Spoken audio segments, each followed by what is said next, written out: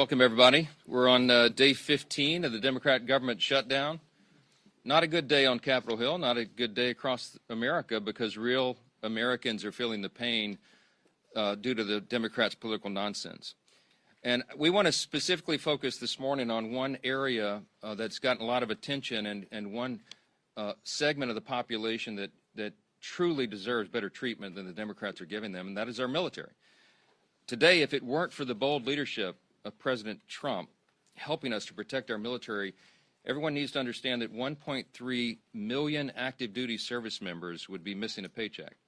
They'll get their check, thankfully, because President Trump has shown strong leadership.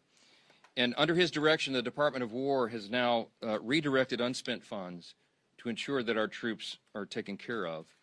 And this is while Democrats are playing political games. Last night, they played some games. They stormed my office. Maybe you saw some of the video online that they themselves shared, or someone did.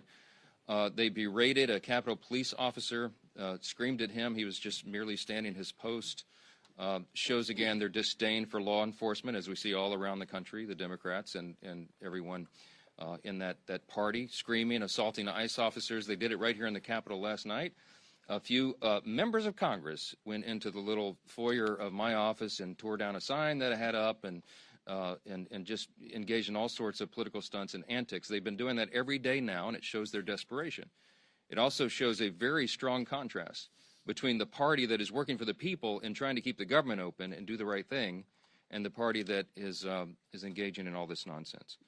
But they've shown by their actions and now their votes multiple times now. 9 times the Democrats have voted, counting the House and the Senate Democrats, they have voted to not pay the troops. They have voted to block their paychecks. And it's very serious stuff, and they don't seem to care at all. The problem we have right now is that in spite of President Trump's heroic efforts to make sure they get paid, that is a temporary fix, because the executive branch's help is not permanent. It can't be. And if the Democrats continue to vote to keep the government closed, as they have done now so many times, then we know that U.S. troops are going to risk missing a full paycheck at the end of this month. And that means service members on deployment who've left their young families back home, relying upon these checks. It means service members who are thousands of miles away from home. It means service members trying to make their rent, and those who have ailing relatives that need to be taken care of. None of those people will be paid if the Democrat obstruction continues. And it should outrage every American, because it does us. Democrats in Congress, again, have voted 9 times. Here's the tally. Every single time the Republicans have voted to pay the troops, and by the way, all other federal employees, federal workers, and the Democrats have voted over and over to stop it. And the depressing irony of this, on this particular subject, among all others, is that the most pro-shutdown Democrats actually represent the most active duty service members back home, whom they have taken hostage in this insidious political game. And I want to give you a couple of examples, and this is the actual statistic of the 10 states with the largest military populations. 6 are represented each by 2 Democrats in the Senate who are withholding the paychecks. Here's the list. In California, it's home to 157,000 active duty personnel, the most in the country. Those stationed at Fort Hunter Liggett and Camp Pendleton and Edwards Air Force Base and Vandenberg Space Force Base and others will all miss a paycheck at the end of the month if Democrat obstruction continues. Now, this is worthy of note. Both California senators, Adam Schiff and Alex Padilla, are gleeful about this government shutdown. I got a small order of sheet metal to repair something in my shop. It's not much. Do you think you could help me out? Yeah, sure. Wait, really? Yep. Any metal, any size, ready fast. This Friday, You don't know anything about me. Whose fault is that? Julia Roberts delivers the performance of her career. You are not entitled to any information about me in my life. I always expected this. You should be ready. Ready for what? I know you have feelings for me. I don't feel comfortable having this conversation with you anymore. Not everything is supposed to make you comfortable. After the Hunt, rated R. Fort A.P. Hill and others will miss paychecks at the end of this month if this is not resolved. Both Virginia senators, Tim Kaine and Mark Warner, are playing political games with the paychecks of 119,000 service members. Georgia. Georgia's home to 65,000 active duty personnel. It's the 6th most in the country. Those stationed at Fort Benning, Fort Stewart, Moody Air Force Base, and others will miss paychecks. And just last week, this is so aggravating to us. It's so frustrating to us. It's so wrong. We saw service members waiting hours in lines wrapped around the block at Georgia food pantries. And meanwhile, you've got both Georgia senators, John Ossoff and Raphael Warnock, have now voted 8 times against paying those heroes. In Washington, the state of Washington is home to 57,000 active duty personnel. It is the 7th most in the country. And those stationed at Fairchild Air Force Base and Naval Base Kitsap, Joint Base Lewis McChord, and others will miss paychecks. Both Washington senators, Patty Murray and Maria Cantwell, have repeatedly voted against pay for service members in the Evergreen State. Hawaii is home to 43,000 active duty personnel. It is the 8th most in the country. Those stationed at Joint Base Pearl Harbor Hickam, the Schofield Barracks, and others will miss paychecks. And both Hawaii senators, Mazie Hirono and Brian Schatz, have voted against paying soldiers stationed in Hawaii. And by the way, many of them are thousands of miles away from their families. Colorado is home to 35,000 active duty personnel, the 10th most in the country. And those stationed at Fort Carson, Buckley's Space Force Base, Peterson's Space Force Base, and others will miss paychecks. And you guessed it, both Democrat senators are from Colorado, John Hickenlooper and Michael Bennett, have voted against paying those troops in their state. And I just want to mention New York. It gets honorable mention. It isn't in the top 10, but the Empire State is home to 17,000 active duty personnel, the 17th most in the country. Those stationed at Fort Drum and Fort Hamilton and others will miss paychecks. And sadly, both New York senators, Kirsten Gillibrand and the architect of the shutdown himself, Chuck Schumer, can barely hide their delight that the government is closed and troops are not being paid. I will just say this. There's something that should be remembered by everyone. Democrats say that even missed paychecks for U.S. troops won't be enough to end this shutdown. The Democrats, who we just demonstrated, represent thousands and thousands of the most heroic men and women on the earth, refuse to put their unserious partisan demands to the side and pay the troops. And here are the indisputable facts of this shutdown. Republicans want to pay the troops, and we have shown that with our actions and our votes now 9 times. And the Democrats want to use them as hostages to extort $1.5 trillion in new unserious partisan spending that we just won't go along with. We won't sell out the long-term security and future of the United States so that Chuck Schumer can prevent a primary challenge from his left wing. We will not be a part of that nonsense. And until Schumer and the left wing of his party are satisfied enough that the pain this shutdown has caused has reached a limit that they're satisfied with, then the Republicans are going to stand here every single day, and we're going to continue to deliver the simple facts directly to the American people. Now, today we brought in some of our House Republican leaders who represent many of these military districts and that are being so deeply and adversely affected by the Democrats' senseless games. And the first up that I'm delighted to introduce is the chairman of our Main Street Caucus in the House Republican Conference, and that is Congressman Mike Flood. I'll tell you what, the House Republican Main Street Caucus couldn't be more proud of the leadership that we've elected to lead the House of Representatives. We stand united with this team that's remained in Washington to do God's work as we work our way through a very difficult shutdown. Speaking of Main Street, let's talk about what this means. I represent Offutt Air Force Base in Bellevue, Nebraska. We have over 10,000 airmen there. What do? We are in charge of deploying the nuclear triad. Think about that. It's very important work. And today, we have 2,300 of our civilian employees furloughed. We're holding diaper drives. The food pantry is getting stocked with more food. There's uncertainty on that base. The men and women who go to work every day to keep us safe, to provide that strategic deterrent on what could be the world's worst day, don't need this stress. We don't need this stress, especially to satisfy the political future of a New York Senate leader. This could have been avoided. He did the right thing, Mr. Schumer did in March. He's a pro. He knows political calculus. He paid a high price for it, and now people in my district are paying a high price, and it's not right. And by the way, as a country, we're better than this. We are way better than what's happening across our bases. And so to the people at Offutt Air Force Base and every military installation, the Main Street Caucus is here to say thank you for what you do. Whether you're furloughed or not, we appreciate every single one of you. Thank you again, Mr. Speaker, for having us, and thank you for inviting and including the Main Street Caucus.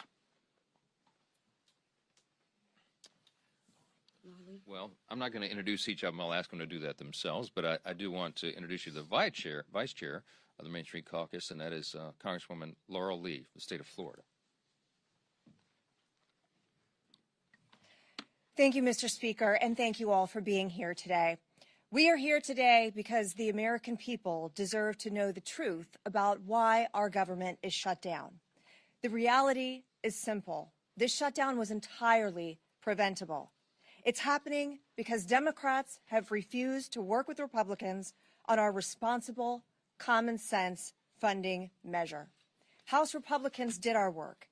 We passed a straightforward extension of funding to keep the government open while ensuring our troops, our Border Patrol agents, and all essential services are fully supported. But at every turn, Senate Democrats have instead chosen obstruction and delay.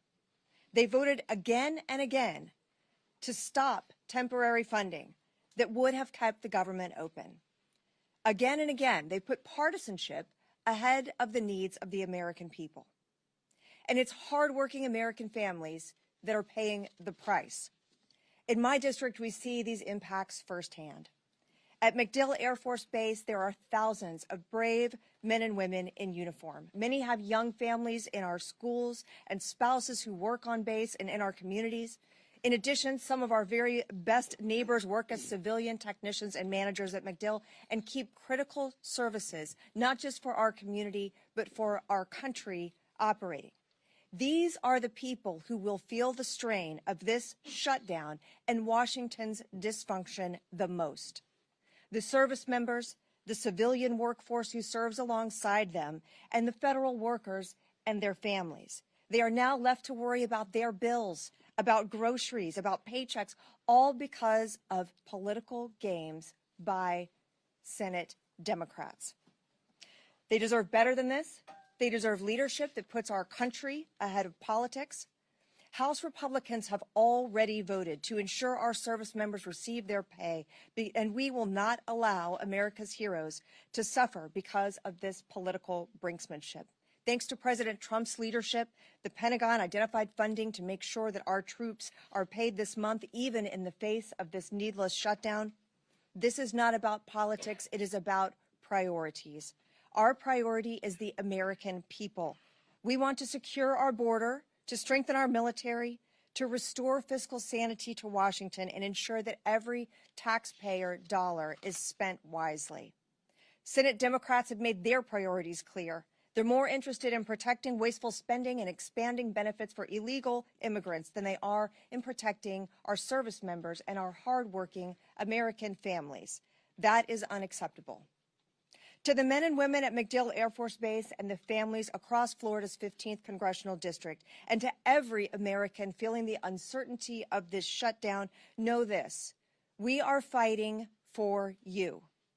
We are fighting to reopen government responsibly, to ensure stability for your families, and to get this country back on track.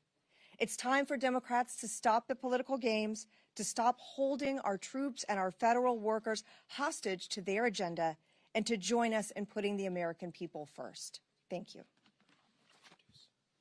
And now we have our colleague, Representative LaLota. Good morning, everybody. Fully funding our military is the most important thing our Congress can do. And 15 days into this shutdown, it's time for Chuck Schumer to do what's right and show a fraction of the courage and selflessness our troops display every day. Before I came to Congress, I was a Navy man. I deployed overseas 3 times alongside some of the most selfless and brave Americans our nation has to offer. These men and women serve their nation in hot engine rooms overseas, on dangerous aircraft carrier decks conducting night flight operations, and on island chains ensuring they didn't become a safe haven for terrorists. The sailors I served with risked everything, time away from home, injury to themselves, and even their own lives in defense of our great nation. And I think that kind of courage demands some sort of selflessness as well from our nation's leaders, too. Thankfully, President Trump showed the boldness and decisiveness to ensure that our troops got paid, and they didn't miss today's paycheck. That's welcome news for our families who serve our great country, who, frankly, we don't pay enough as it is. But troop pay is just one piece of the puzzle. A prolonged government shutdown endangers America's national security, halting contracts, furloughing half of the Defense Department's civilian workforce, and disrupting intelligence and operations. It weakens our ability to compete with China, Russia, North Korea, and our other adversaries. It delays training, it delays deployments and housing support, and reduces overall readiness. Like Chuck Schumer, I'm a New Yorker, and I'll say this plainly. The next generation of New York Democrats are socialists, like AOC and Zohran Mamdani, and they're dragging their party towards socialism. They want open borders, they want taxpayer-funded health care for illegal immigrants, and they want government-run grocery stores. Just look at the race right now for New York City mayor. Now, I know that socialism doesn't come naturally to Chuck Schumer. It was said before that just back in March, he supported the same clean CR that we're asking him to support today. Back in March, he had a backbone, Chuck Schumer. He stood up to his party's radical base and said he would put the nation before his own political interests. And he took a lot of flack for doing so. And that's why he's changed his course. But we're here today to call on him to do better and to put the country before his own political job. And we're asking that he put the hundreds of thousands of federal workers that rely on a continuing resolution, we're asking him to support that. And we're asking him to put the millions of Americans before his own political future. We New Yorkers, we pride ourselves on being tough. So I'm asking Chuck Schumer to be tough and to stand up to his own party's base. Stand up to AOC and Mamdani. Be brave like our troops. And do your job and reopen our government. I want to introduce my good friend, also a military veteran, an Air Force, don't hold the Air Force part against him, an Air Force colonel who's doing a hell of a job fighting for his constituents in Iowa, my friend Zach Nunn. Nick, thanks, brother. Appreciate it. Whenever you can get the Navy and the Air Force on the same target, we're moving in the right direction. Friends, here's the reality right now. This government shutdown does not have to happen. We have a reality before us where 1.5 million troops, both those active duty and those in the Guard and Reserve, are on pins and needles where they're going to be able to feed their family marching forward. I am so proud to be standing with fellow patriots up here, many of them who have served. I'm one of those members who have served not only in combat, but continue to serve in my reserve capacity now. I've already committed my drill this weekend, and speaking with frontline members who are serving in uniform, our brothers and sisters, the sons and daughters of families who have sacrificed to have their child be in the military. They all have the same question. Why is this happening, and what is the mission to be able to stop it? Well, let's be very clear. The House of Representatives has executed its portion of the mission. Fully pay our federal government. The majority of the House, the majority of the Senate, the majority of the American people want this. But the reality is, there's a handful of individuals in the Senate who have put a stop to it. And this is where I agree with one of my colleagues. We don't govern by temper tantrum, he said. We'd be hurting millions of Americans, and we'd be treating them as leverage. That was Chuck Schumer in 2018. Another colleague said, this is irresponsible. No, it's reckless. My other colleague, Nancy Pelosi, but that was in 2013. A fellow colleague said it's not normal to hold 800,000 workers, or in this case, over 1 million military members and their paychecks hostage. That was from AOC in 2019. Team, we've heard about the firsthand impacts to individuals. And it goes beyond just America, but what's happening right in our own districts as we look at this. Today, 15,000 National Guardsmen from Iowa were in danger of not being able to decide whether to put a down payment on a new car are being able to put food in the refrigerator. 2,000 of those members are right now deployed on the front lines in U.S. CENTCOM in Iraq. And even more of their families are wondering not only will they be safe, but will they be able to take care of their kiddos back home? So I called them up, and I said, "Hey, First Class Chase Holmes is a sergeant with our Iowa National Guard. He's currently preparing operations to be able to defend the country overseas, but because of the shutdown, critical joint training between his team and NATO was canceled." We spoke with an Iowa Guardsman and chaplain for the 224th Combat Engineers Battalion, Caleb Whiting. He is leading part of the 1,800 Guardsmen currently deployed to the northern part of Iraq right now. And he told me plainly, "We're working, but we don't know if we'll get paid. I'll put my life on the line, but I hope someone's there to take care of my family if my paycheck doesn't come through." These aren't theoretical. These are real people, real impact, real costs. Let's be blunt. The shutdown of the government has only one hostile actor, and there's a few individuals in the Senate who refuse to put the country before the hostage of the 350+ million Americans they've taken. It's unacceptable, and that is why I'm grateful that while President Trump is helping lead peace in the Middle East with the men and women who are on the front lines providing it, we have folks at home who need to do the same job and stand up for this country first. Thank you to my colleagues, but most importantly, thank you to all our federal workers, and God bless our troops. With that, I'm thrilled to introduce our leader, a man who's been on the front line of this himself, Mr. Scalise. Thanks, sir. Thank you, Zach, and thank all of my colleagues who you just heard from, many of whom served our nation bravely in our nation's military.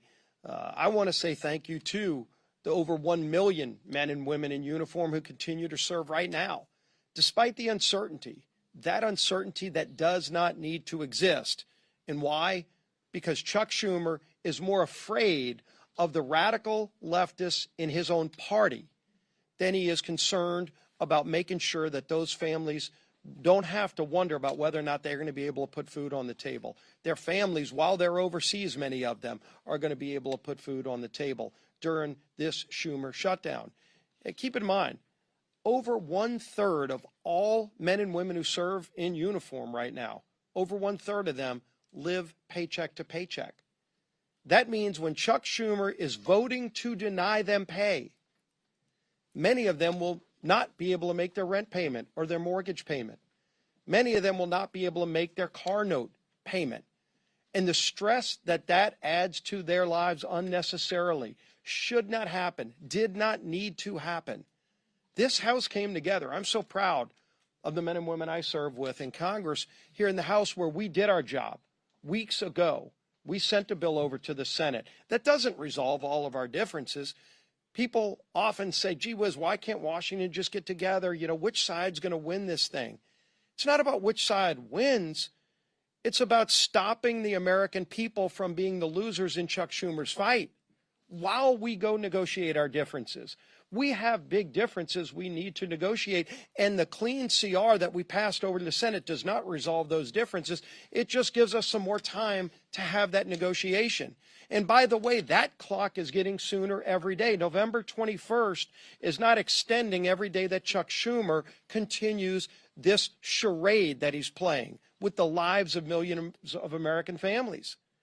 That date is going to get closer every day, where we're not going to have as much time to negotiate our differences. And how big are those differences? Just look at the wish list, the hostage list that Chuck Schumer filed weeks ago, his demands that he said have to be met before he'll even open up the government again. $1.5 trillion in new unrelated spending Chuck Schumer demanded, including, yes, eliminating all the verifications so that illegals will get taxpayer-funded health care. That's in Chuck Schumer's bill.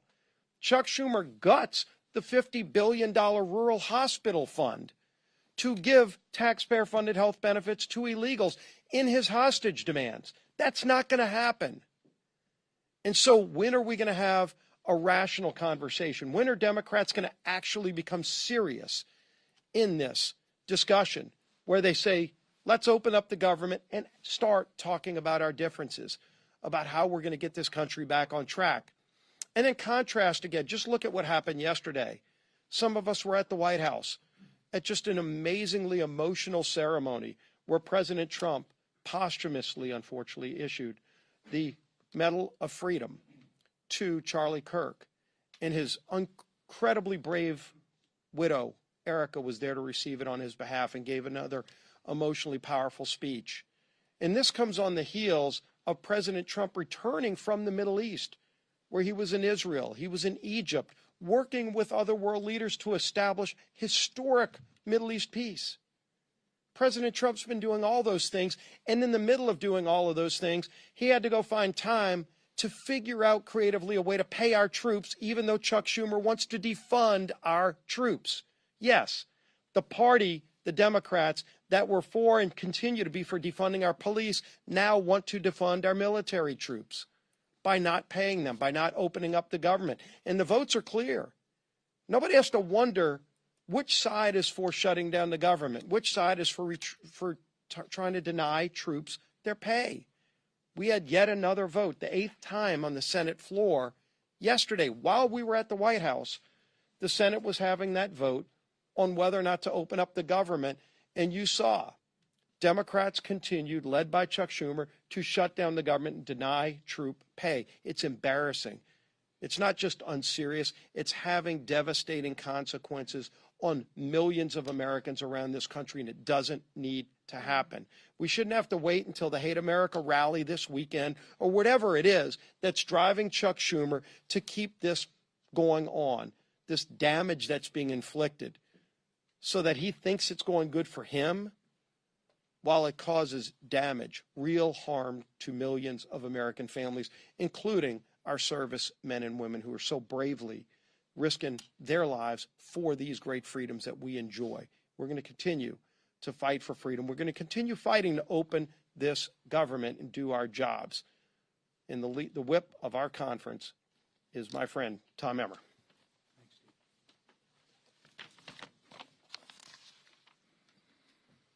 If Chuck Schumer and the Democrats had things their way, more than 1 million service members would not get paid today.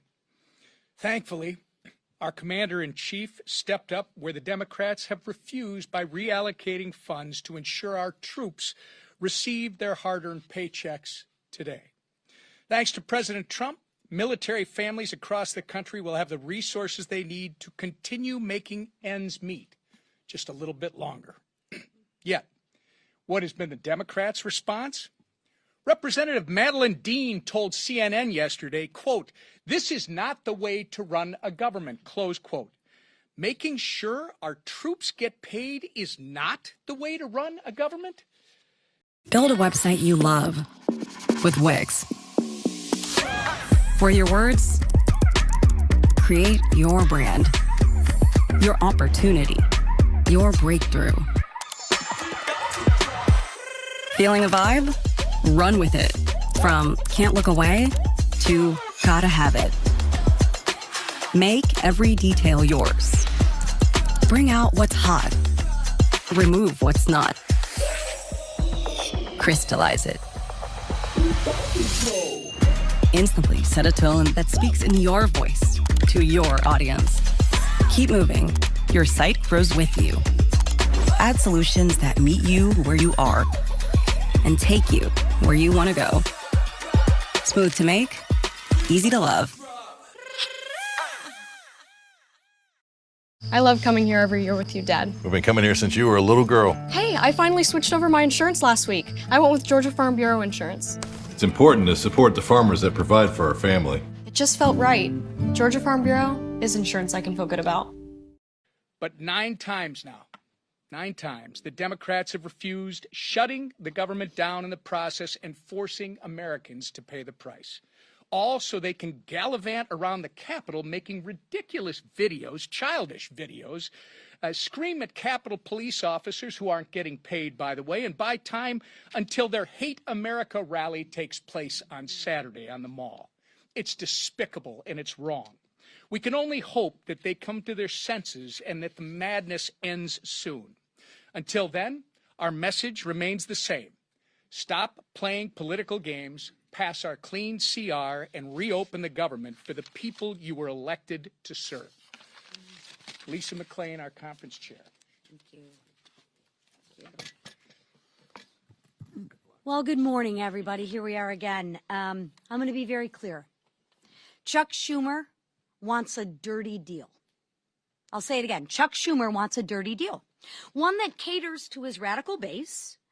You know, the same crowd planning to protest at their I Hate America rally this weekend. And what is in this so-called deal? Let's take a look at what's in Chuck Schumer's dirty deal. And let me spell it out. It adds $1.5 trillion to our national debt. $1.5 trillion. It hands out health care to illegal immigrants. That's not a talking point. That's a fact. It guts the most historic investment Congress has ever made in rural health care. Again, that's a fact. And it weakens health care for hardworking Americans. Begin to see the compare and contrast? Chuck Schumer and the Democrats want to protect illegals and hurt Americans. Republicans, we actually want to do what we were elected to do, and that's take care of Americans. Yesterday, we released a new white paper on the facts, which are actually crystal clear.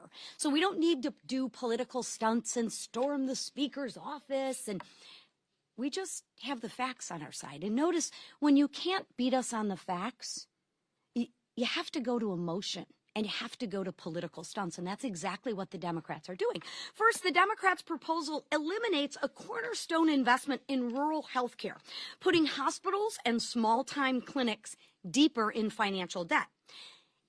That's a $50 billion cut to rural America. Second, states like California have played games with federal tax dollars to give benefits to, you guessed it, not Americans, that's right, illegals.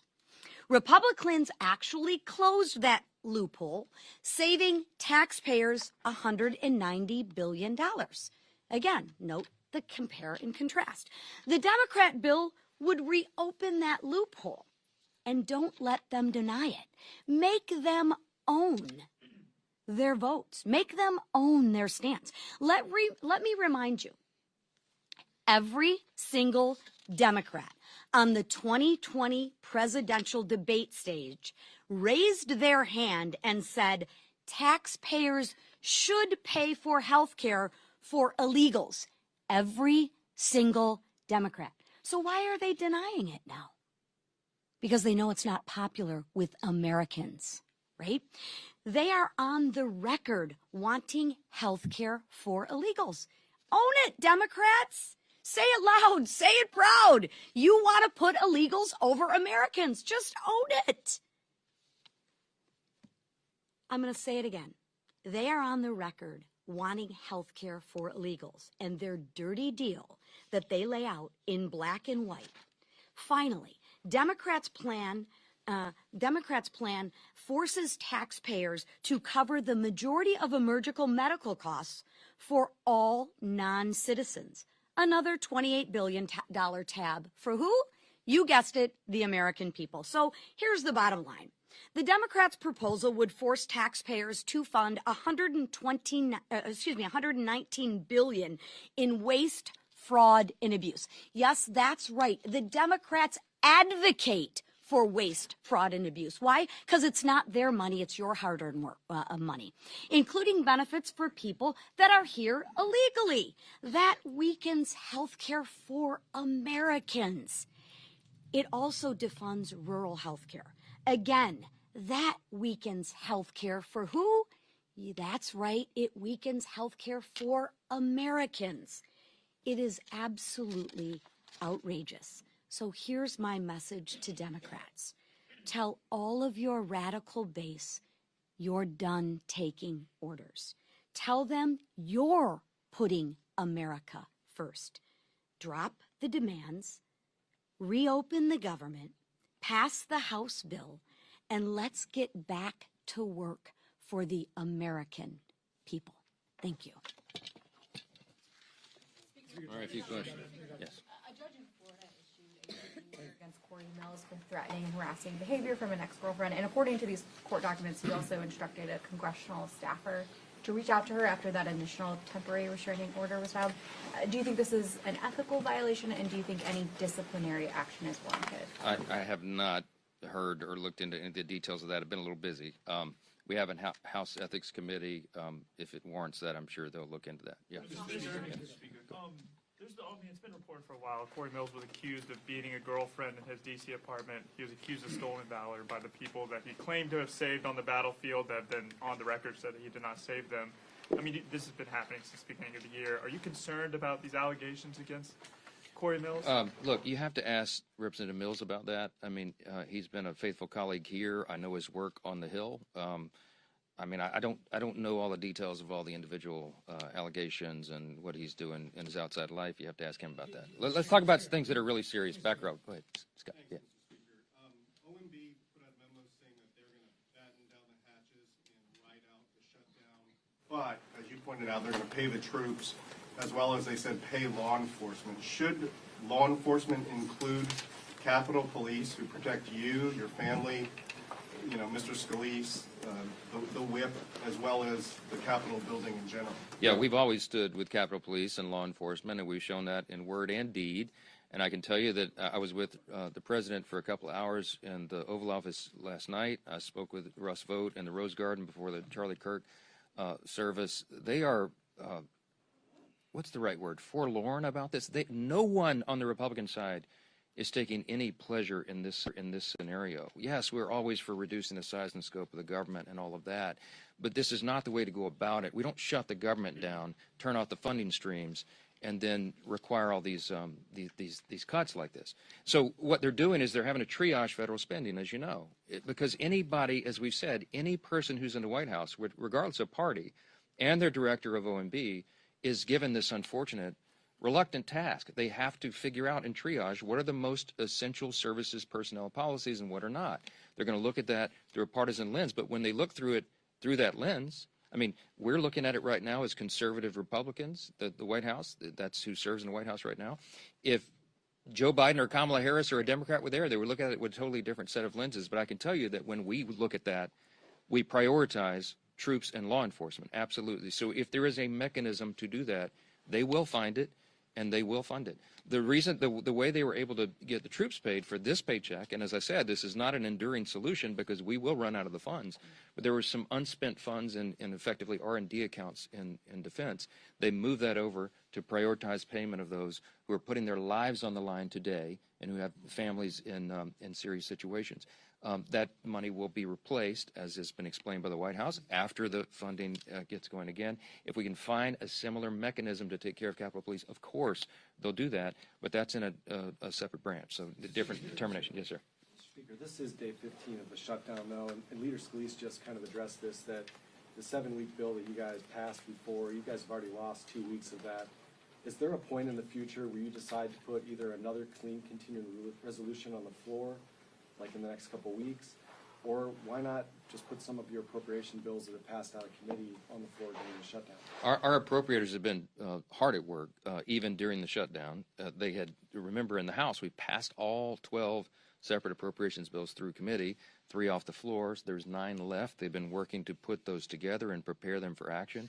And whether or not they're all collected here in D.C. or they're working individually at home as a group, you know, we have lots of means of communication right now. So the appropriators are working not just among colleagues in the chamber, but chamber to chamber. So it's a bipartisan discussion that's been going on.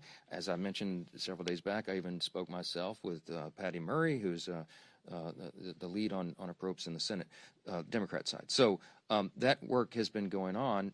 With regard to the timeline of the CR, it would do us no good to pass yet another CR out of the House because it will meet the same fate. Chuck Schumer and the Senate Democrats want to close the government down. They are gleeful about this. They are happy that troops are suffering all this pain, apparently, because they've just voted now 9 times collectively.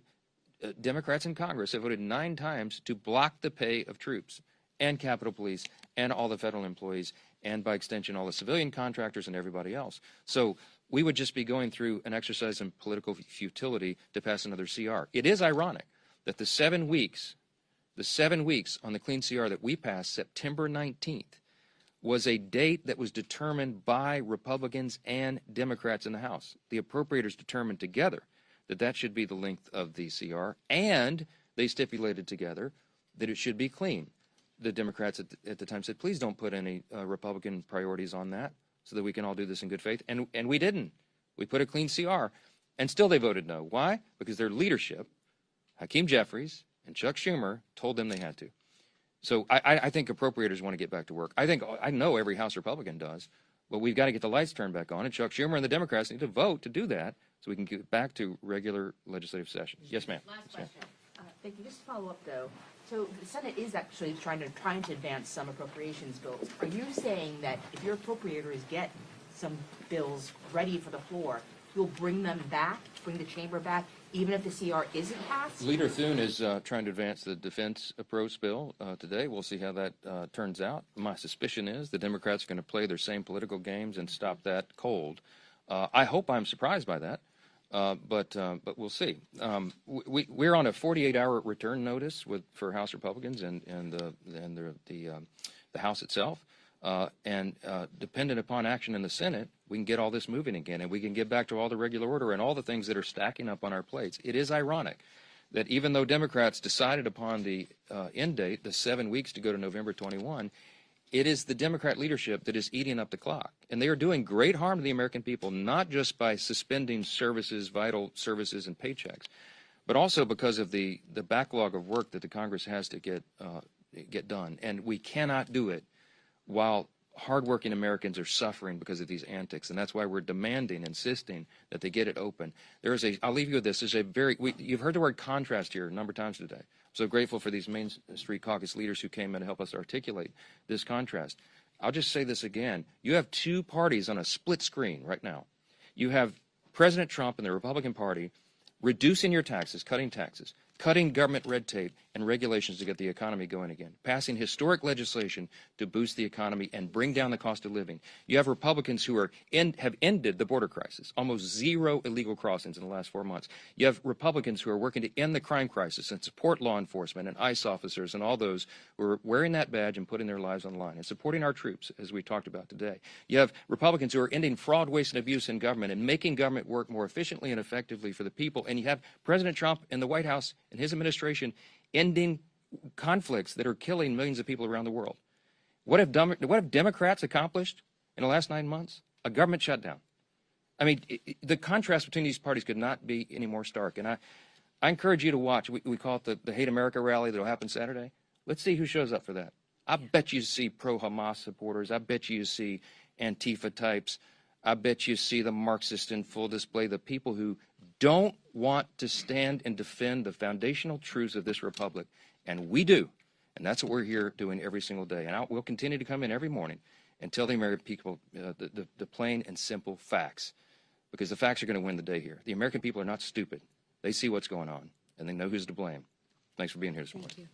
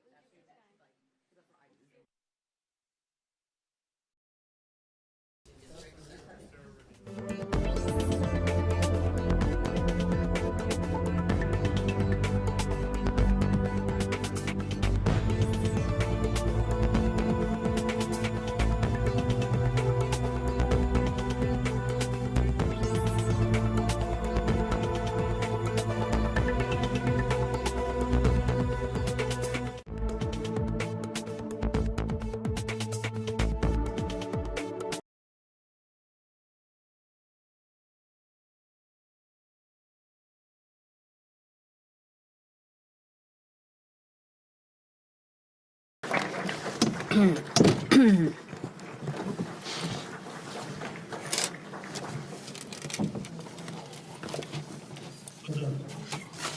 be seated.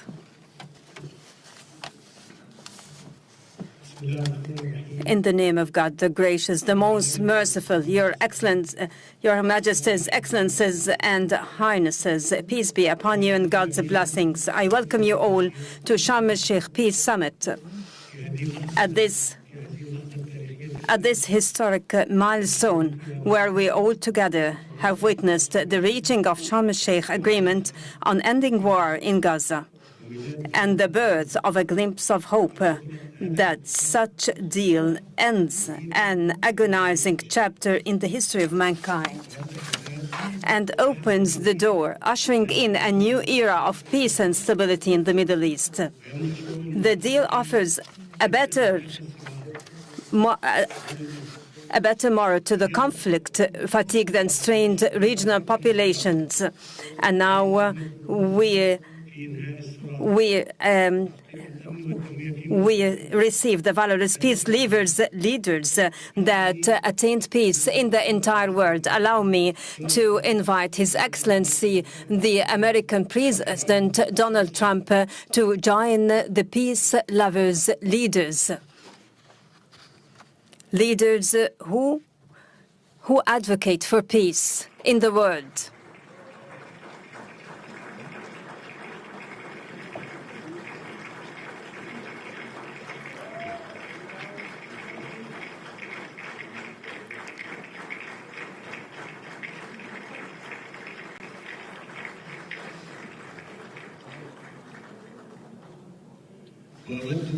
And I would like to express our profound appreciation to Your Excellency at this critical circumstance reflected in your proposed plan for ending this tragic war, a war during which humanity incurred significant losses. I would like to thank our partners in United States, Turkey and Qatar for their dedicated efforts, and I reiterate our support and aspiration to the execution of this plan, creating the essential political horizon for the implementation of the two-state solution, for it is the only pathway to the fulfillment of the legitimate ambition of both Palestinian and Israeli peoples, turning over the conflict page and safely live.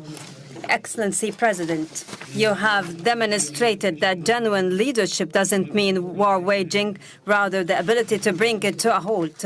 We trust your leadership that is capable to carry out the current deal and to execute your entire staged plan. Excellency President, let Gaza war be the last of wars in the Middle East. Majesties, Excellencies, and Highnesses, Egypt launched a peace trajectory in the Middle East nearly half a century ago, specifically in November 1977, when the late President Anwar Sadat, may God shower him with his mercy, took unprecedented steady moves in the history of the region and initiated the historic visit to Jerusalem. Since that moment, Egypt has established a new era, granting posterities a chance for life, and proved that people's security is not only realized by military force. Today, Egypt along with its sisterly Arab and Islamic states, reiterate that peace remains our strategic option. Experience showed over the past decades that this option cannot be founded except through just and equal rights. Based on this, and if the whole regional populations have always been relishing the right to their independent nations, the Palestinian people is not an exception. They too have the right to self-determination and to aspire for a future where war doesn't loom over own the right to enjoy freedom and to live in their independent state, a state that lives side by side with Israel in peace, security, and mutual recognition. Peace is not only crafted by governments, but also built by peoples when they realize that yesterday's rivals could be tomorrow's partners.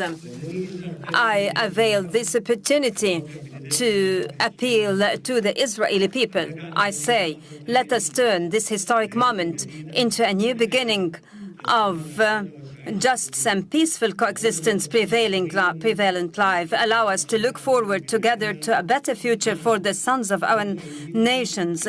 Together, stretch out our hands for our cooperation towards a just and durable peace for the entire regional populations. Excellency President Trump, let us pause at the scenes of overwhelming relief and happiness, whether down the streets in Gaza or in Israel alike, or in the entire world after reaching the war-ending agreement. Thanks to your wise initiative, it is another evidence to the people's option is peace. We value as well your interest in resuming life in Gaza. Egypt will work with the United States and in coordination with all partners during the forthcoming days to lay down the common grounds for proceeding towards the Strip reconstruction without delay. In this context, we are willing to host early recovery, reconstruction and development conference, which will be based on your plan for ending the war in Gaza, in order to provide livelihoods and to give hope to the Palestinians on their lands. Peace cannot be completed until hands are extended for rebuilding in the aftermath of devastation. Majesties, Excellencies, and Highnesses, we look ahead to a bright future to our region, as its cities are built on hope rather on burying the memories of its inhabitants under the rubble. We have a unique and historic opportunity at hand. It might be the last to come to a Middle East free from whatever menacing its stability and progress. A Middle East where its populations relish peace and decent existence within its secured borders and safeguarded rights. A Middle East that is invincible to terrorism and radicalization. A Middle East free from mass destructive weapons. This is the very new Middle East that Egypt envisions to be embedded in collaboration with regional and international partners. Today's agreement paves the way for that, and it should be cemented and implemented in all its stages, and to reach the implementation of the two-state solution, ensuring our joint vision, exemplifying coexistence among the regional populations, even exemplifying integration among all its states. Honorable attendees, before I conclude my speech, and in appreciation to President Donald Trump's efforts, I would like to declare before the August attendees Egypt's decree to decorate His Excellency with the Order of the Nile, the highest state honor among Egyptian decorations. It is awarded to heads of states and to those who render great services to humankind. Thank you all.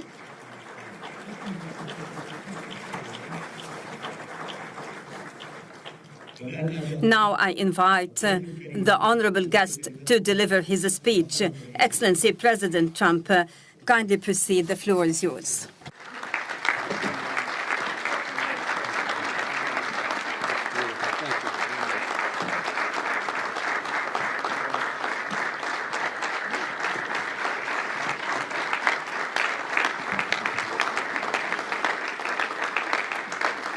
Well, thank you very much, and that was a great honor. I appreciate it very much, Mr. President. Mr. General, Mr. President, great General, great President, thank you very much. This is the day that people across the region and around the world have been working, striving, hoping, and praying for. They have done things over the last month that I think were really unthinkable. Nobody thought this could happen. With the historic agreement we've just signed, those prayers of millions have finally been answered. As you know, the hostages have been returned. and further work goes on having to do with the, sadly to say, bodies. Together we've achieved what everybody said was impossible. At long last, we have peace in the Middle East, and it's a very simple expression, peace in the Middle East, and we've heard it for many years, but nobody thought it could ever get there, and now we're there. I want to congratulate everybody sitting in these first few rows and standing behind me. I don't know why they chose to stand, but I promise I'll make it short, okay? We are not going to keep you standing for long. These are great leaders. After years of suffering and bloodshed, the war in Gaza is over. Humanitarian aid is now pouring in, including hundreds of truckloads of food, medical equipment, and other supplies, much of it paid for by people in this room. Civilians are returning to their homes. The hostages are reuniting. I mean, it's beautiful. I'm just watching it backstage. The level of love and sorrow, I've never seen anything like it. It's amazing when you see they haven't seen their mother, their father. They haven't seen them in such a long time, and they lived in a tunnel, a very little tunnel, very deep. And the level of love is just incredible. It's a beautiful thing to see. It's, in one sense, it's so horrible that it could have taken place, but in another sense, it's so beautiful to see. A new and beautiful day is rising, and now the rebuilding begins. The rebuilding is maybe going to be the easiest part. I think we've done a lot of the hardest part, because the rest comes together. We all know how to rebuild, and we know how to build better than anybody in the world. I want to express my tremendous gratitude to the Arab and Muslim nations who helped make this incredible breakthrough possible. And you really did. To President El-Sisi of Egypt, who is so generously hosting us today. And I want to thank you for the outstanding job your country is doing in so many different ways, and for helping us so much with this peace agreement. I also want to thank the President for the escort of 6 fighter jets. Oh, we looked out the window, we said, I hope they're friendly, and they turned out to be very friendly. But we had 3 on each side, and they are beauties right out of the great, really American manufacturing hub. We make the greatest military equipment in the world. We have the strongest military in the world by far. And I knew exactly what those planes were, and I knew exactly how much you paid for those planes, too. You paid a lot, but you got a pretty good deal. And they are great planes, and we just appreciate it. That was quite an escort in. That was very impressive. But Air Force One was really, it was covered with Egyptian desert just a few months ago. If you think about it, just a few months ago it was Egyptian desert, and now it was just a few feet off our window. And it was a spectacular sight, and I appreciate it very much. Really, that was pretty good. You got our people by surprise. I don't know if they were thrilled right at the beginning, but they were thrilled as we sailed along very, very calmly and safely. And I'm deeply honored to receive from you, Egypt's highest state honor, the Order of the Nile. The Nile is so beautiful, so magnificent. It's such a beautiful title, the Order of the Nile. Thank you very much, Mr. President. Appreciate it. Great honor. I also want to give a very special thanks to the Emir of Qatar, a man who's outstanding. He's been a friend of mine for a long time, long before politics, and he's a fantastically respected man. His Highness Sheikh Tamim is respected by everybody. He's respected by everybody, and in the most positive way, not only because of power, because of his heart. He's got a tremendous heart, and he's a great leader, and his country loves him. Thank you very much for being here. It's an honor. Let me also express our condolences to the Qataris on the tragic car crash that claimed the lives of your cherished diplomats, some of whom were known by our people, and they were supposed to be incredible people. So please extend our sorrow and best wishes. That was tough. That was really tough. On this extraordinary occasion, I also want to give our sincere thanks to President Erdogan of Turkey. He's always there when I need him. He's such a tough guy. He is tough as you can be, but we love him. And when they have a problem with you, they always call me to handle it. And usually I come through. We just have a good relationship, but we have from the beginning. And so I want to thank you very much and say hello to your wife, your beautiful wife. And It's great to be with you. Always there. When I need him, he's always there. Thank you very much, Mr. President. And I also want to thank, I just spoke to him on the phone, His Royal Highness Crown Prince Mohammed, Saudi Arabia, special friend of mine. Boy, he's come so long and so far, and he's doing a fantastic job for his country. And I want to just thank him. And His Highness Sheikh Mohammed of the United Arab Emirates is here. Where? He's here someplace. Well, oh, he's not here. But he's here in spirit, I can tell you that. And he's been another one. He's been absolutely incredible, and we appreciate it very much. And His Majesty King Abdullah of Jordan. And thank you very much, King Abdul of Jordan. He's here. Thank you. Thank you. Thank you very much. And you really have been a great helper. We appreciate it. Appreciate it. Prime Minister Sharif of Pakistan, and also I have to say my favorite field marshal from Pakistan, who's not here, but the Prime Minister is here, and you're going to give his regards. Where are you? There you go. Thank you very much. Do you want to say what you said to me the other day? And come, would you like to say what you said the other day? I think it was so nice. Please.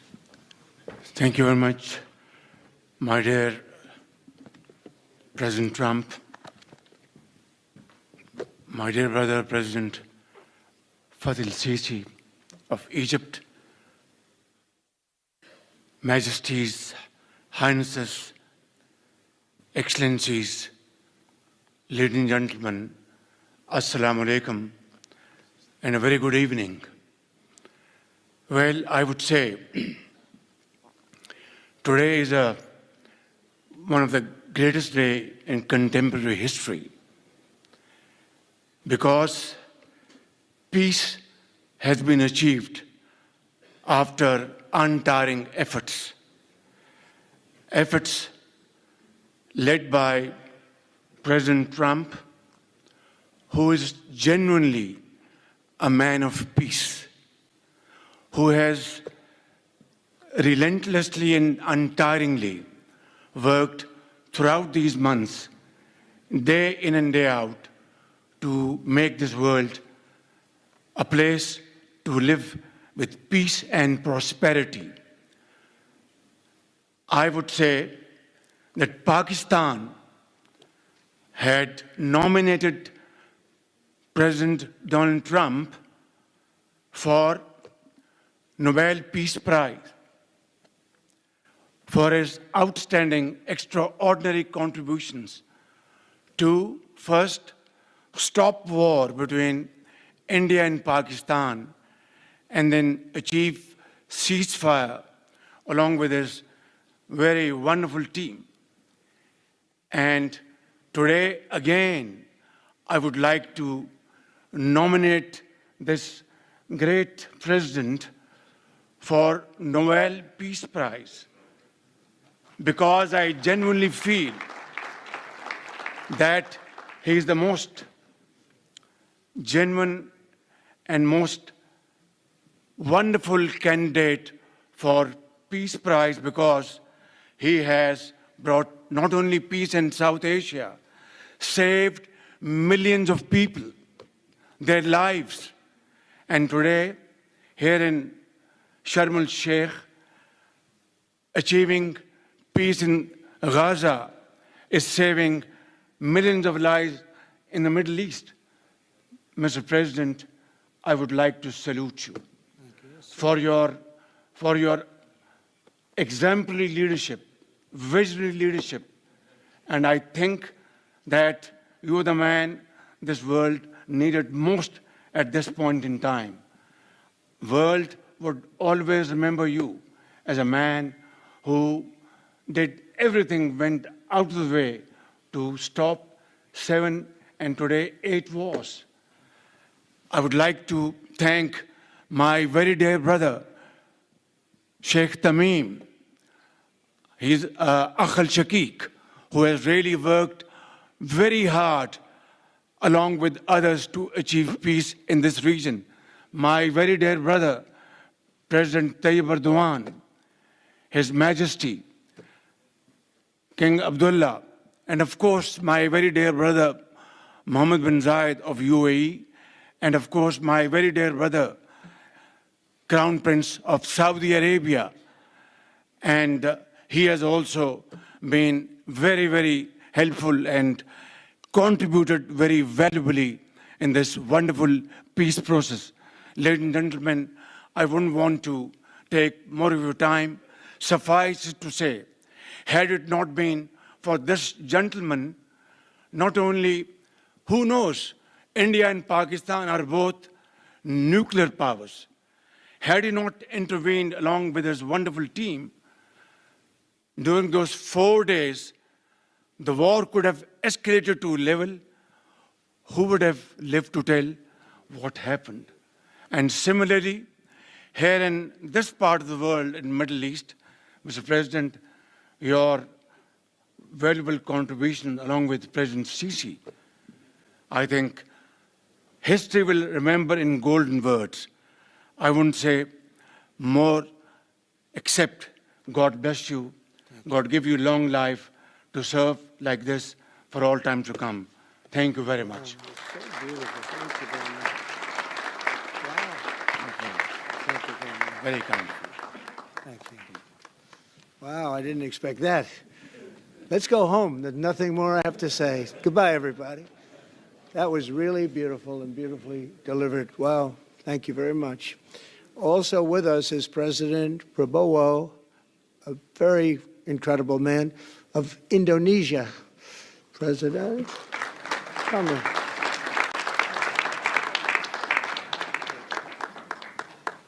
Great job. President Abbas of the Palestinian Authority. See, we have them all. We have them all. Great, great. It's good to have you. And so many others. I have a list here. This first 3 rows and what's standing behind me, I don't know why they chose to stand, but that's there. They're going to be very famous tomorrow, all of them. We have the Arab League is represented by His Excellency, and thank you very much for being here. Thank you very much. We have Armenia, and Azerbaijan. That's a little war that we stopped. That's a little war. There they are. Look at them. They're sitting. When I met with them, it was in the Oval Office. They fought for like 31 years or some crazy number. And they had one sitting on that side of the Oval Office, one sitting. By the time we finished in 1 hour, they were both hugging each other. And now they're friends and they're getting along great. Look at it. So I want to thank you both. That's incredible. Really incredible. So you have Armenia and you have Bahrain, you have Canada. It's so great to have, in fact, the president called and he wanted to know if it's worthwhile. He knew exactly what it was. He knew the importance.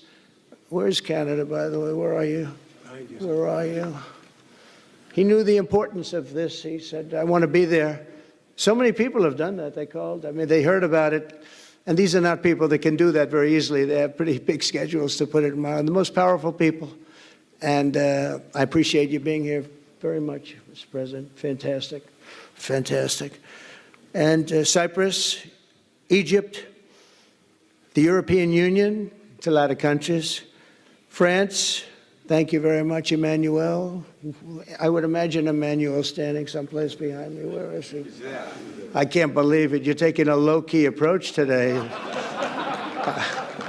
He's my friend. That's great. Good job. Thank you very much, Emmanuel. Germany, the new Chancellor of Germany he's easy to spot because he's very tall and he's very smart and he's doing a fantastic job for his country. Appreciate it very much. And congratulations, a big election. That was a big one. That was going to change things. Greece, we have Greece. We have Hungary. Oh, Victor, where is Victor? Victor. We love Victor. Victor, I call him. You know, I put the little accent on it. You are fantastic, all right? I know a lot of people don't agree with me, but I'm the only one that matters. You are fantastic. He's a great leader. I endorsed him the last election he had, and he won by 28 points. So you're going to do even better this time. You have another election, and you're going to do great, and we appreciate it, and we're behind you 100%. That's Hungary. India is a great country with a very good friend of mine at the top, and he's just done a fantastic job. And I think that Pakistan and India are going to live very nicely together, right? That's not a very, they are. And they're two great, I tell you, leaders, great leaders as far as I'm concerned. Indonesia, we covered, and I just want to say that that's a big country, a powerful country. It does unbelievably well, and it's great to have you. Iraq, we have Iraq with lots of oil. They have so much oil, they don't know what to do with it. That's a big problem when you have so much, you have no idea what to do with it. So thank you very much thank you very much. Italy, we have a young woman who's, I'm not allowed to say it because usually it's the end of your political career if you say it. She's a beautiful young woman. Now, if you use the word beautiful in the United States about a woman, that's the end of your political career, but I'll take my chances. Where is she? There she is. You don't mind being called beautiful, right? Because you are. Thank you very much for coming. We appreciate it. She wanted to be here, and she's incredible, and they really respect her in Italy. She's a very successful politician. We have Norway. Oh, Norway. Norway. What happened, Norway? What happened? Where's Norway? Where is he? We have Johnny. We're going to the World Cup. I can tell you that. Where's Norway? I don't think he wants to stand. Oh, he's back there. Well, we have Norway. Oman. Again, we have Paraguay. We have really fantastic representative from Saudi Arabia. Thank you very much. I'll tell you what, and this time we'll get you the best seat. He always gets the best seat. He deserves the best seat. But what a great place it is. Spain. Where's Spain? Are you guys working on him with respect to the GDP? We'll get close. We'll get close. But fantastic job you're doing. And UAE, which is great. United Kingdom. Where's United Kingdom? Where's our friend? Come here. Is everything going good? Very good. That's very nice that you're here. These people all came in like 20-minute notice, and I think it's fantastic. And we have so many others, and just so many others. And it's such a compliment to what we're doing, because what we've done is something very unique and very special. So it's perhaps the wealthiest and most powerful group of nations ever assembled at one time, which is a big thing. We have achieved together in recent days a change that really is historic, and it's going to be remembered forever. And I want to thank the American team for their amazing work, and I want to thank, I think he'll go down as the greatest Secretary of State in the history of our country. I really believe that, Marco, or I wouldn't say it. Marco Rubio, I wouldn't say it. Maybe I would. You're doing a great job. I'll tell you, he's on course to do it. We've done a lot of work in 9 months. We've done a lot of work. I say that, 1 year ago, a little more, but 1 year ago, America, the United States of America was was a dead country. The king told me, and I use that, he said, sir, 1 year ago it was a dead country. Today you have the hottest country anywhere in the world, and it is. It's the hottest country. So many investors are here.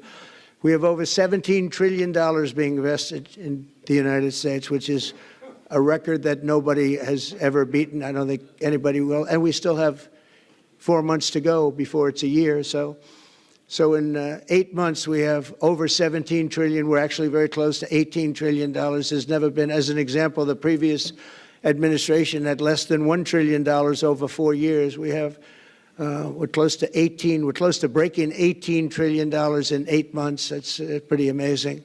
No country's ever done that. I want to also thank Special Envoy Steve Witkoff and my son-in-law and a great guy, Jared Kushner. And I even have my daughter here, Ivanka. Ivanka, please stand up. Ivanka's here. Wow. Thank you. Thank you, Ivanka. We have a great team, and we have, as you know, General Raisin Kane. We have John Radcliffe. We have Tom Barrack. We have really a lot of good talent. We have Pete Hegseth, who's now Department of War as opposed to Department of Defense. We made a little change. Somehow I like the name better, so do you, so do a lot of people. But the momentous breakthrough that we're here to celebrate tonight is more than the end of the war in Gaza. It's with God's help, it'll be the new beginning for an entire beautiful Middle East. From this moment forward, we can build a region that's strong and stable and prosperous and united in rejecting the path of terror once and for all. We want to get rid of the terror and get on to other things. There are many other things in life that are so good. The final sprint to this deal began less than 3 weeks ago on the sidelines of the United Nations in New York. I met with many of the people in this room, and it all just started coming together. I've known so many of you for so long. You're friends of mine. You're great people. I have a couple I don't like in particular, but I won't tell you who. I have actually a few of them I don't like at all, but you'll never find out who they are. Well, maybe you will, come to think of it. But I have most of you who I like a lot, and I respect a lot. Maybe that's more important. We listened, and we exchanged ideas, and we kept pushing forward until the job was done, and the first steps to peace are always the hardest. And today we've taken them, and we've put them all together, and we've come up with this beautiful mix like nobody thought was possible. And as you know, I've just come from Israel. It was an amazing day to watch the hostages come in and to watch all of the other things and do all of the other things that we did. And like all of us here this evening, the Israeli people are overjoyed that the war has ended. Many of you have had dancing in the streets. They had dancing in the streets. And they've been dancing for weeks now once they heard about this and they heard that it was even a possibility. They're elated at the arrival of the hostages and excited to begin this new chapter for the entire region, and it's going to be that. And they are going to be great partners, and I hope everybody's going to join the Abraham Accord. I like to say the Avraham. I love Avraham, but somehow it doesn't sound as good when I say it as it does when some of my other friends say it who are from the region. But we're going to get a lot of people joining the Abraham Accords. We have the 4 great nations that did it early on, and they stayed with it. And then you had the Biden administration, which is the worst administration in the history of our country, and obviously they did nothing on that and anything else. And so it stayed at 4, and now a lot of people, even today, they're talking about all joining up. So many people have talked to me about that, and it's going to be a great tribute to really the United States. I mean, the United States has worked very hard in the Middle East, so it would be a tribute to us and to Jared and to Steve and to all of the people, Marco, all of the people that have worked so hard on that. And it really is going to bring, it's going to guarantee that it all stays together. You're going to do well, because the 4 nations do very well. I mean, they do extremely, as they're wealthy, but they're a lot wealthier because of it. So I hope everybody's now joining up. Now we have no excuses. We don't have a Gaza, and we don't have an Iran as an excuse. That was a good excuse, but we don't have that anymore. All the momentum now is toward a great, glorious, and lasting peace. And our commitment to fulfilling the 20-point plan we developed together will be the crucial foundation for achieving that bright future. And it's being worked on right now as we speak. And we're actually in stage 3 and 4. It's not going to be, just divided down so simply. We can be long advanced on some of the things that we say we're going to do. We can take them out of order in a positive way. And we've shown how it can be done with responsible nations like the people in this room, these incredible people in this room, setting aside their differences, seeking common ground, and pursuing a better world for all of us. And that spirit's my dream, that we all get together and enjoy our life. And we're going to put some of you on the Board of Peace. Everybody wants to be on the Board of Peace. They said, would you be the chairman? I say, I'm pretty busy too. But whatever we can do to have peace in the Middle East, it's worth it. But everybody wants to go on the Board of Peace, so we're probably going to enlarge it. We're going to get, and the leaders, the top people, the top leaders, they want to be on the Board of Peace, a beautiful term. At first, I wasn't sure, and then I realized how beautiful it is. And for the people of Gaza, the focus now must be on restoring the basics of a good life. We're going to have a lot of money coming into Gaza and a lot of rebuilding and building. It's not so much rebuilding, it's really building, cleaning up and building. And I'm pleased to announce that numerous countries of great wealth and power and dignity have come forward to me just today and over the last week to say they want to help in the reconstruction of Gaza, putting up whatever money is necessary. And the money is, of course, it's a lot of money, but it's not much compared to the value or the wealth of these tremendous countries. And they are ensuring stability and success in the Middle East. So when you think about it, it's a very, very small amount of money is necessary, relatively speaking. And as those commitments are made, I'm going to let the world know who is doing it, because they really deserve great credit for doing it, and they're going to do something that's really monumental. This is a monumental day. This is a monumental moment in the history of the world beyond the Middle East. We've all agreed that supporting Gaza must be done to lift up the people themselves, but we don't want to fund anything having to do with bloodshed, hatred, or terror, as has happened in the past. And for the same reason, we're also agreed that Gaza's reconstruction requires that it be demilitarized and that a new, honest civilian police force must be allowed to create a safe condition for the people in Gaza. As I said earlier, I intend to be a partner in securing a better future. We're going to be working, you're going to be working with the United States, and we're going to make sure that the Middle East is going to be a safe and secure place. It's a very important place in the world. Means so much. There were so many people who said the Middle East, and this has been going for many, many decades. I've read it many times, that World War III will begin in the Middle East. It's not going to happen. That's not going to happen. There was a time that you would have thought it could have, but it's not going to happen. There won't be World War III, hopefully at all, but it's not going to start in the Middle East. We're not going to have a World War III if we're smart. There'll never be a World War III. Our work begins right here and right now. From ancient times, this region has been extraordinarily mixed with respect to people, culture, religions, all of the different elements of national characters, unlike maybe anywhere else on earth. And for 3,000 years, there's been conflict. For whatever reason, there's been tremendous conflict, always conflict.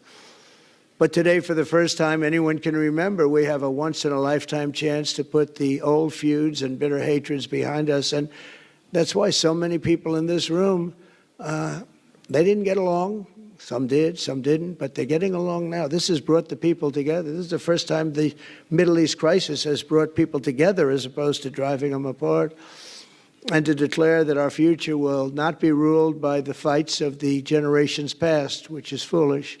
So together, let us continue in the spirit of cooperation and goodwill that has finally brought us to this incredible, historic breakthrough. If we do, together, we will reach the Middle East's incredible destiny, a safe and prosperous and beautiful crossroads of culture and commerce, faith in humanity and geographic center. This will be the geographic center of the world. So I just want to thank everybody for being here. I want to thank you all for what you've done and for this quick notice. It all came together just at one little period. It just came together. It's, the greatest deals happen that way. If you do anything about deals, that's all I've done all my life is deals. The greatest deals just sort of happen. And that's what happened right here. And maybe this is going to be the greatest deal of them all, not just nation building, not just having to do with this or the political whims. This will be maybe the greatest deal of them all, period. And I want to thank all of you and all of these great nations and this region for what it's gone through and all of the fights it's had, or life over death and hope over strife and harmony over hatred. That's what we want. We want it to be that way because together we're going to forge a magnificent, great, and enduring peace. I want to just end by saying God bless you all. God bless the Middle East. God bless your countries. And God bless you. Thank you very much, everybody. Thank you. Thank you very much. Thank you.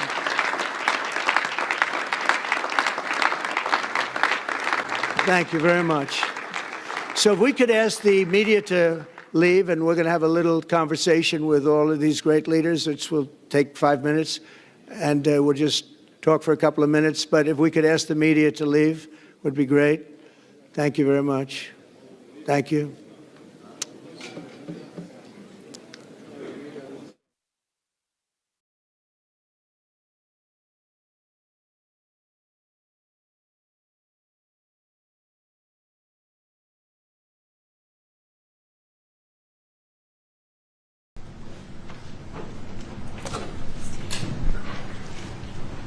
Well, thank you very much, everybody. We have a very big signing today having to do with Alaska, a place that I'm very familiar with. And we're making it greater, bigger, and more powerful, and job producing. It's an economic gold mine, so to speak. And I signed this years ago, and Biden unsigned it for me. This was something that should have been long operating and making billions of dollars for our country and supplying a lot of energy and minerals and everything else that we're talking about. And they undid it and wasted a lot of time and a lot of money and a lot of effort. And now we're starting again, and this time we have plenty of time to get it done, and it's going to be done properly. I'd like to ask your Department of Interior head, who has done a fantastic job, Doug Burgum, to say a few words about it. And we'll go to Chris after you and anybody else that wants to say something. And it's a very powerful deal, very, very big deal from the standpoint of minerals and energy. So thank you all for being here. Doug, please go ahead. Well, thank you, President Trump. Yesterday is a historic day. President Trump, as he promised when he was running in the election to the American people, that he was going to unlock the potential of this country. He was going to unlock America's mineral wealth. He was going to generate returns for American people. And he was going to importantly bolster the critical supply chains around critical minerals for our country. On day one, he signed in a very important executive order unleashing Alaska's extraordinary resource potential. And this is part of the continuation. There's a number of things that have already happened with Alaska that are moving forward. There's more to come, but big milestone today. In reversing this Biden era decision about the Ambler Road, this is a 211-mile long road that begins over 200 miles north of Fairbanks off the Hall Road that goes up to the North Slope. This road goes through an area where there's no roads. Ambler Mining District at the end of that has some of the richest mining deposits in all of America and in all of the world. And these are minerals that are absolutely essential to defense, to industry moving forward today. Just take copper alone. This is one of the richest copper locations in the country. And of course, today to build a data center, you can have tens of thousands of tons of copper required for that. Even a single family home today may have as much as 400 pounds of copper in a home. And we have, as a nation, in the past, basically gotten out of the mineral and energy and mining area. President Trump, when he said drill baby drill, he also was mine baby mine. We've got to get back in the mining business. China controls 85 to 100% of all the mining and refining of the top 20 critical minerals. And in this mine area up there, we got copper, lead, zinc, gold, silver, gallium, germanium. So rich in all of the minerals that we need to win the AI arms race against China and to prosper as a country. And so, again, today this was history being made. When some of this was set aside in 1980 by Jimmy Carter, there was a special authority created for presidents to decide if there was a dispute. And so for the first time in history, a president is actually using that authority. President Trump, as he does, using his authority for the benefit of the American people. And the appeal came in from the state of Alaska asking that this road be built. Alaska's not a colony, they're a state.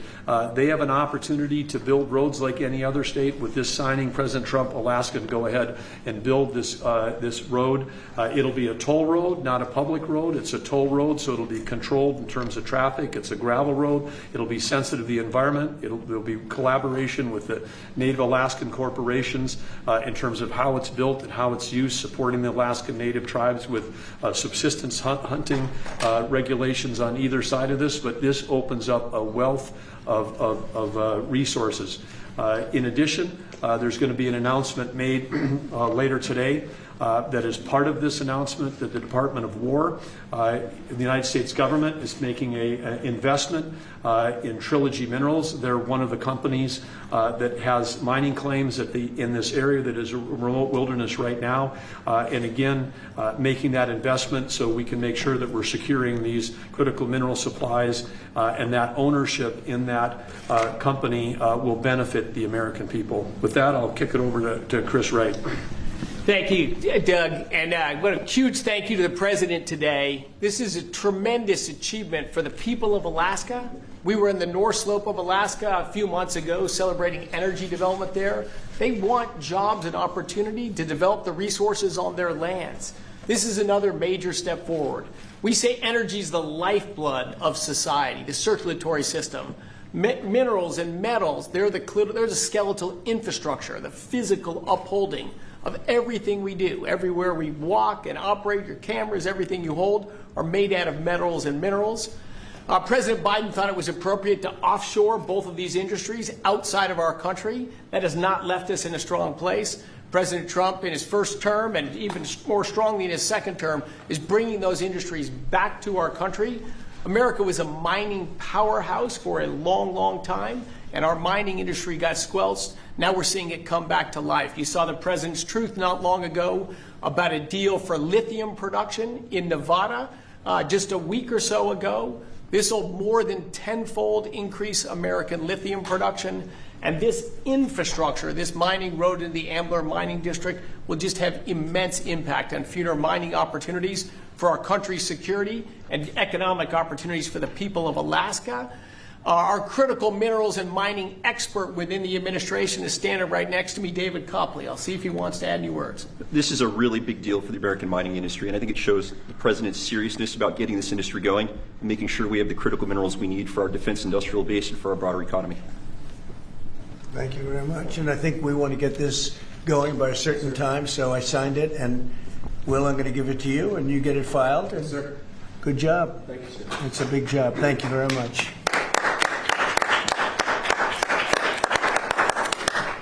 So we created a great deal of wealth for that part of the world and that part of our country by doing this long, very difficult road to build, and we'll be talking about that sometime later. But it's a great deal for our country. It's a great deal for the people of our country and for the taxpayers of our country. And if you have any questions on that, let me know. Steve? The road to be constructed, I mean, how quickly will that get underway? Well, this road, it's an industrial road. It'll have ownership. It'll likely be split between the state of Alaska, the federal government, and the Native Alaska corporations. We would expect that construction would begin next spring with planning throughout this winter. The 211-mile long road will be a gravel road with a solid design base to handle the weight of the trucks that are going in and out. This is typical design that far north because asphalt with a freeze-thaw cycle, very difficult with asphalt or concrete. So gravel, a fantastic gravel road is going to have the least impact on the environment, going to be the best suited purpose. Alaska's done this in the past with the Red Dog mine. They built a toll road that again has ownership. The companies that use the road pay to transit that road.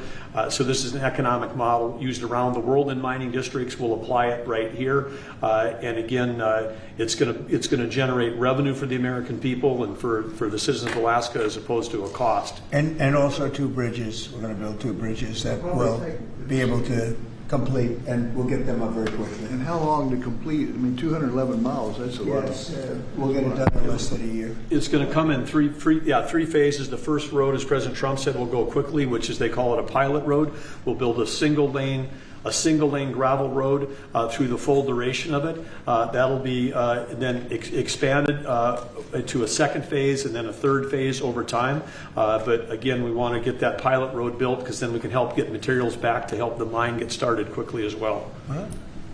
Mr. President, there's negotiations happening with your team in Egypt right now over your proposed peace plan. It was reported by Axios over the weekend that you had a call with Prime Minister Netanyahu where you told him to stop being so negative and to take the win when it came to Hamas's response to that. Is that true? No, it's not true. He's been very positive. He's been very positive on the deal. Everybody is. I think every nation is. We have just about every nation working on this deal and trying to get it done. Something that you could say 3,000 years if you look at it in certain ways, or you could say centuries, but this is a deal that incredibly everyone just came together. They all came together. No, Israel's been great. They've all been good, Caitlin. And in the negotiations, do you have any red lines in terms of Hamas disarming and whatnot? Are there any places you're willing to negotiate? If certain things aren't met, we're not going to do it. But I think we're doing very well, and I think Hamas has been agreeing to things that are very important.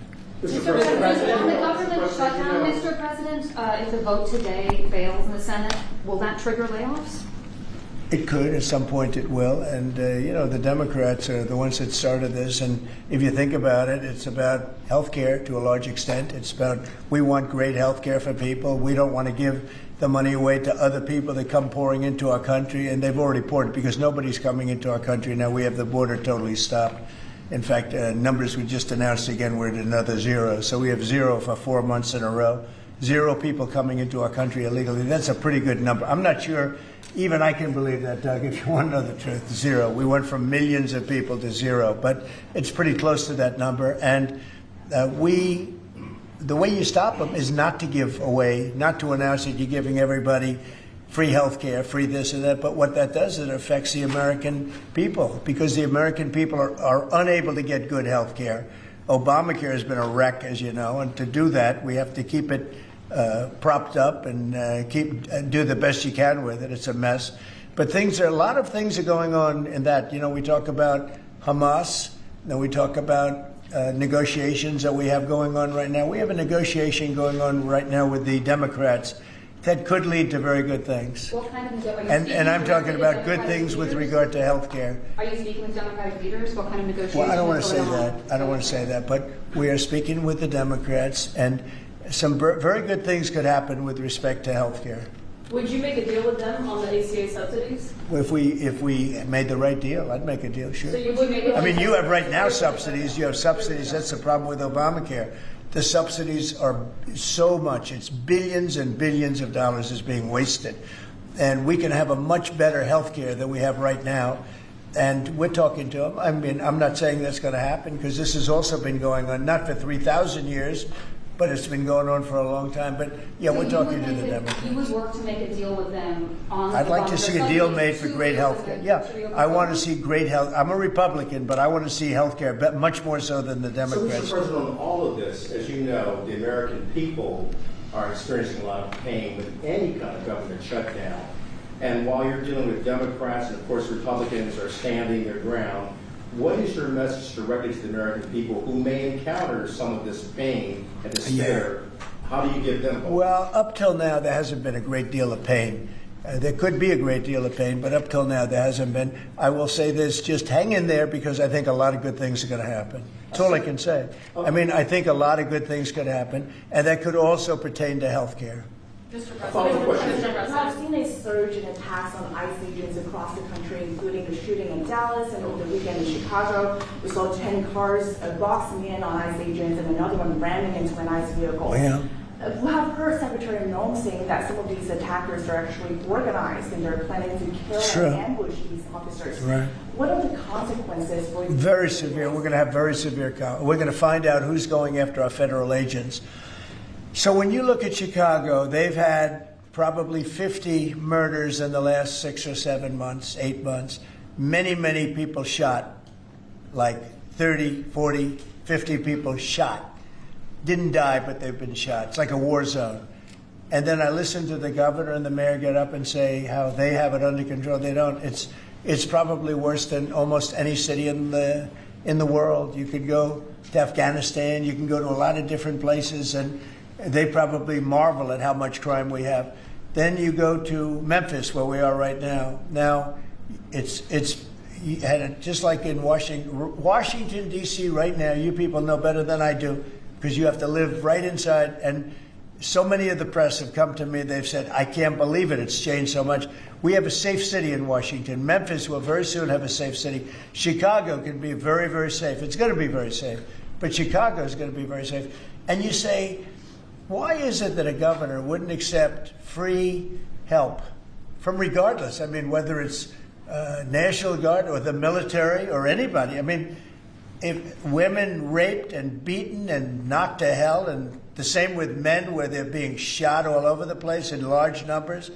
I mean, we had a week in Chicago where 11 people were murdered and 38 people were shot. And then we have a governor get up and say, oh, it's safe, we can handle it. He can't handle it. He's an incompetent guy. That's why they threw him out of the family business. They threw him out. I knew the family business very well. And they threw him out. And now he's a governor. And he should say, we'd love to have a safer place.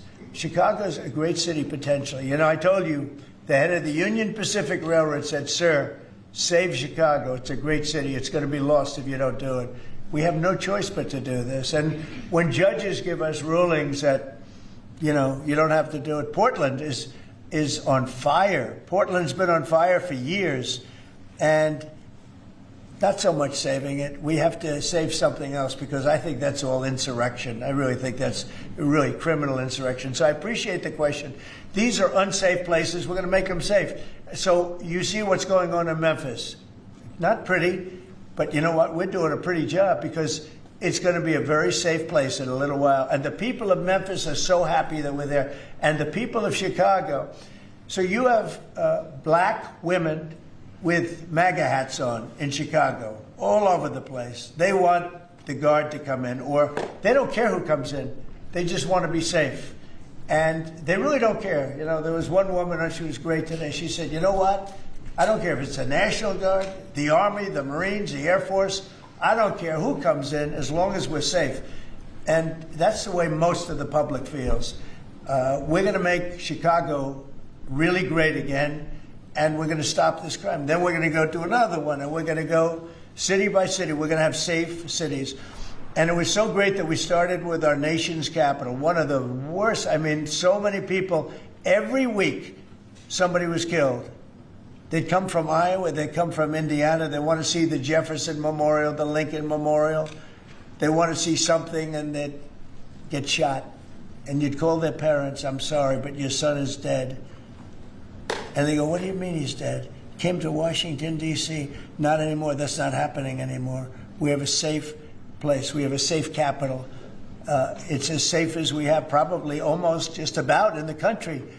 And if you look back 6 months ago, 7 months ago, this was a death trap. You look back during the Biden, I mean, what they did, how badly they managed things.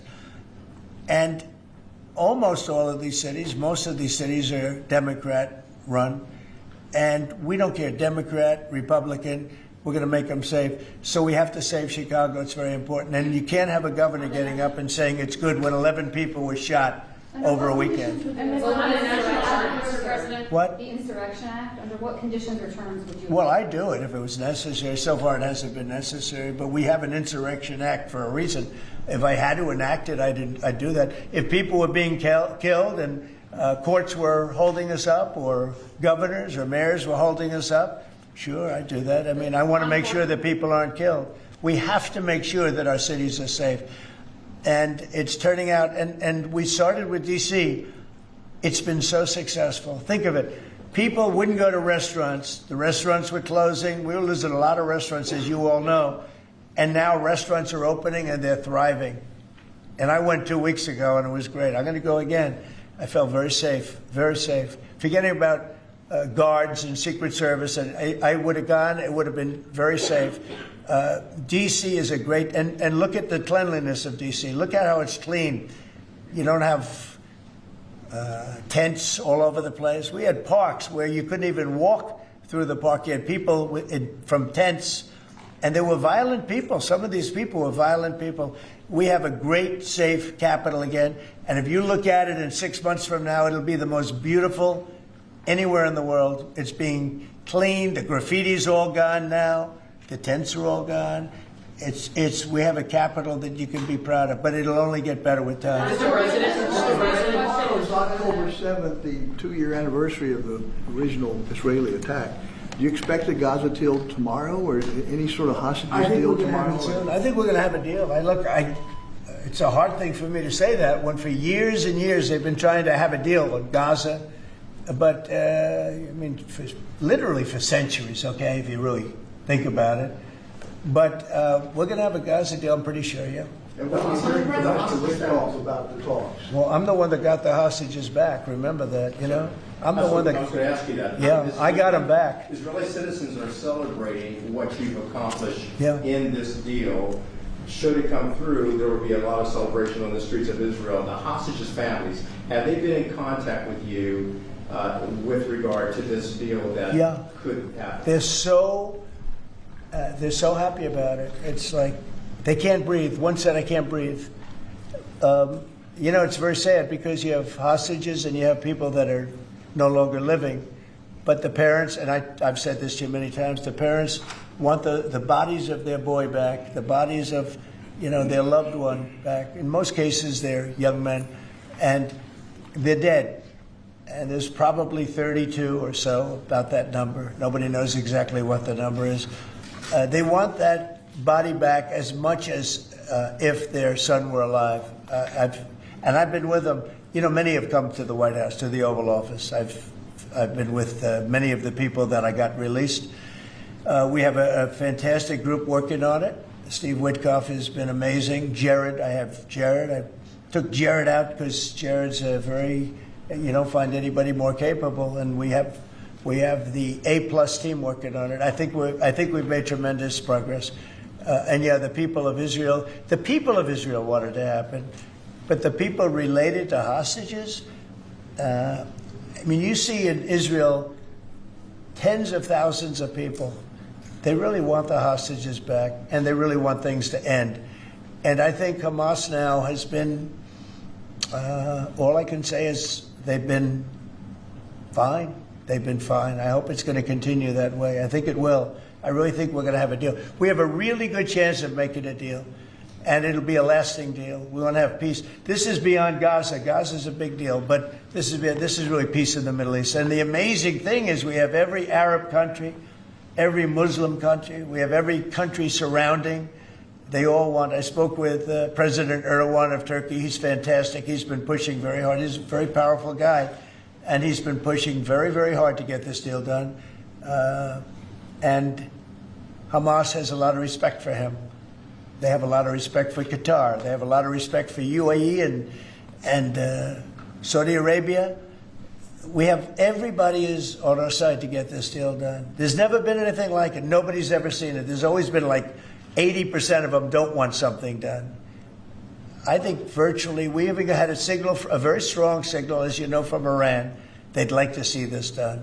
Mr. President, Yes. Mr. President, Governor Abbott offered up the Texas National Guard to you. Have you had any other conversations with other red state governors? They're willing to offer. Every one of them is willing to offer whatever we need. We thank Governor Abbott of Texas. Every one of the red state, as you call them, red state governors is willing to give whatever we need because they want our agents protected. You know, these ICE agents have a tough job. They have to go in and get, in many cases, stone cold criminals, hardened criminals, long-time criminals. And every, essentially, Republican governor has offered up whatever we need. And some Democratic governors also. Daniel? Yeah, Mr. President, thank you. A quick question on the subject of the order. The Biden administration, previously speaking, they shut down Alaska for business. You reversed that, reversed it on day one. You opened it up, going after all the critical minerals. This mission of yours, Secretary Burgum, Secretary White, to boost our own independent production of critical minerals, rare earths. It's necessary, Can you just talk about how important that is over the next 4 years, sir? Well, it's very necessary. You know, in the past, we were able to go to other countries, buy whatever we want, but all of a sudden, if those countries are hostile, and by the way, China hasn't been. We've made deals with China. You know, they approved the TikTok deal. Everyone said